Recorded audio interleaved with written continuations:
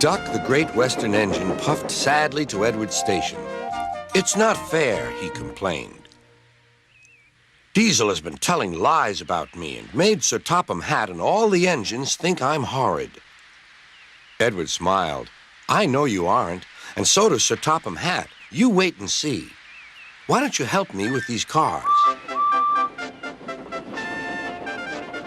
Duck felt happier with Edward and set to work at once.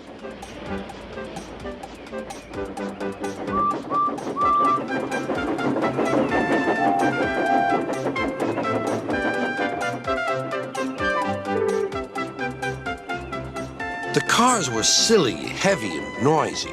The two engines had to work hard, pushing and pulling all afternoon. At last, they reached the top of the hill.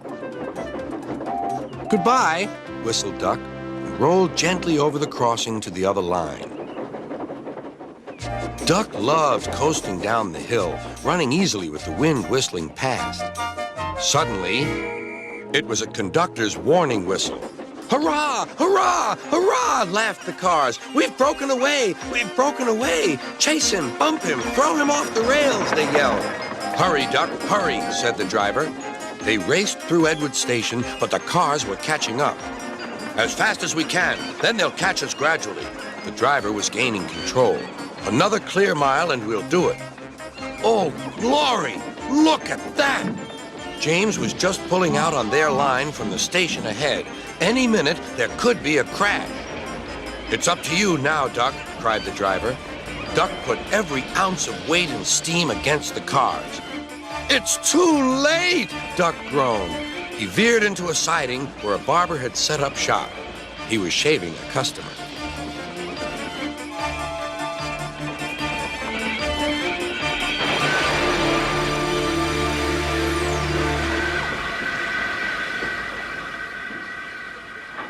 The silly cars had knocked their conductor off his van and left him far behind after he had whistled the warning.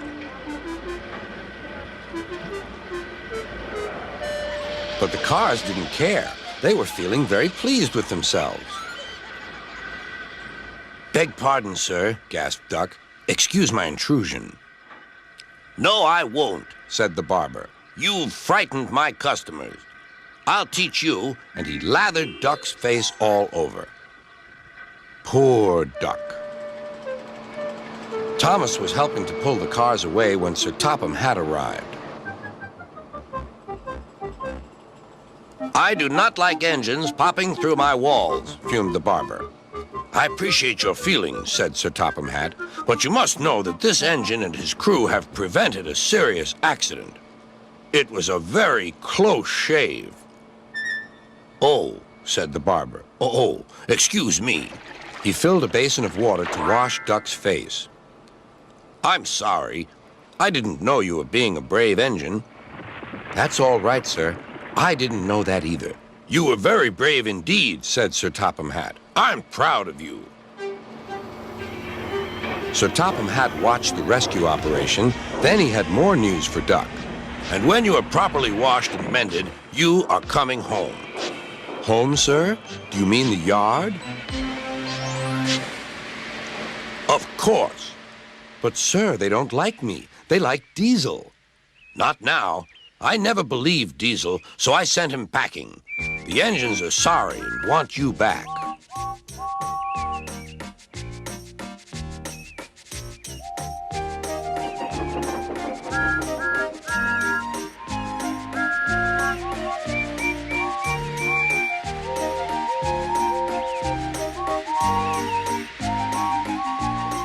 A few days later, when he came home, there was a really rousing welcome for Duck, the Great Western Engine.